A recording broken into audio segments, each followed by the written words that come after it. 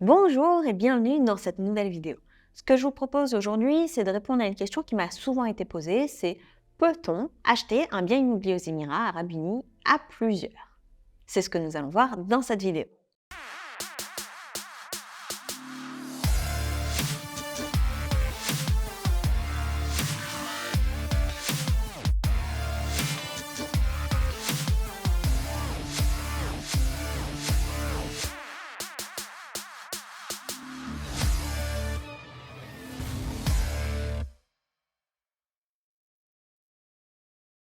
Pour répondre à la question peut-on acheter un bien immobilier à plusieurs aux Émirats Arabes Unis, la réponse elle va être oui. On peut acheter un bien immobilier à plusieurs. Donc quand on dit plusieurs, ça peut être entre amis, entre collègues, entre couples mariés.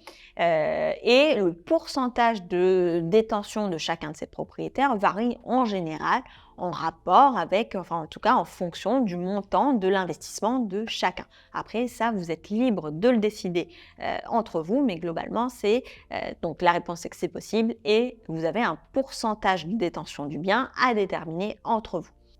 Quelles sont les conséquences d'un tel achat à plusieurs? S'il y a une vente ultérieure, tous les propriétaires doivent se mettre d'accord pour vendre une partie ou l'intégralité du bien.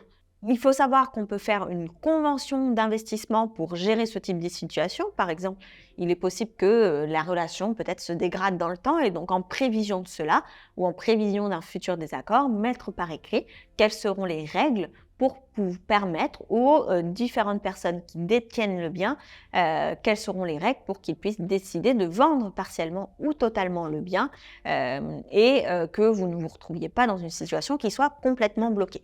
L'autre solution, si vous n'avez pas de convention d'investissement, c'est de tout simplement posséder le bien à travers une société où vous seriez plusieurs associés.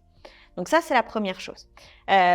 Comment ça se passe quand le propriétaire vend une part du bien, donc fait une vente partielle du bien.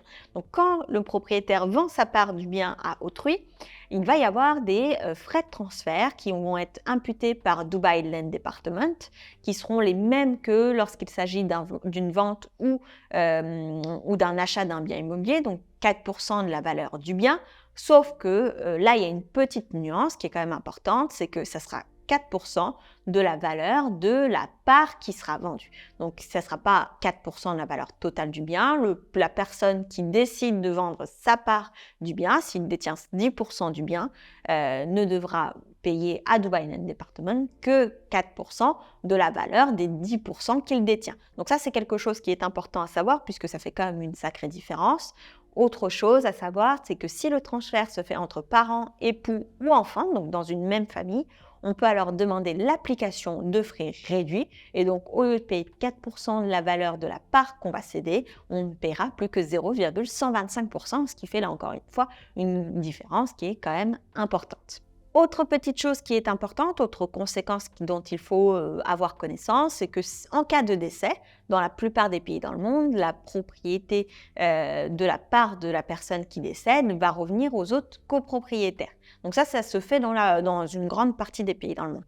Il faut savoir qu'à Dubaï, la part de la propriété de la personne qui décède ira à ses héritiers. Donc c'est important si vous souhaitez faire autrement, de convenir peut-être d'un testament ou de convenir d'une procédure par laquelle vous pourriez récupérer la part du bien que vous possédez à plusieurs. Et l'une des possibilités, c'est tout simplement que ce bien, par exemple, appartienne à une société. Et donc là, les héritiers ne posséderaient qu'une partie de la société et non pas une partie du bien en lui-même. Ça, c'est les conséquences de la possession à plusieurs. J'espère en tout cas avoir répondu à la question que plusieurs d'entre vous avaient, c'est-à-dire peut-on posséder un bien immobilier à plusieurs? Quels sont les frais de transfert en cas de vente, de cession d'une partie du bien? Comment se met-on d'accord? En tout cas, doit-on se mettre d'accord pour céder les biens? Et quelles sont les conséquences en cas de décès? Si vous avez d'autres questions à ce sujet ou une expérience en la matière parce que vous l'avez vous-même vécu, n'hésitez pas à en faire part en commentaire pour que ça puisse servir au plus grand nombre.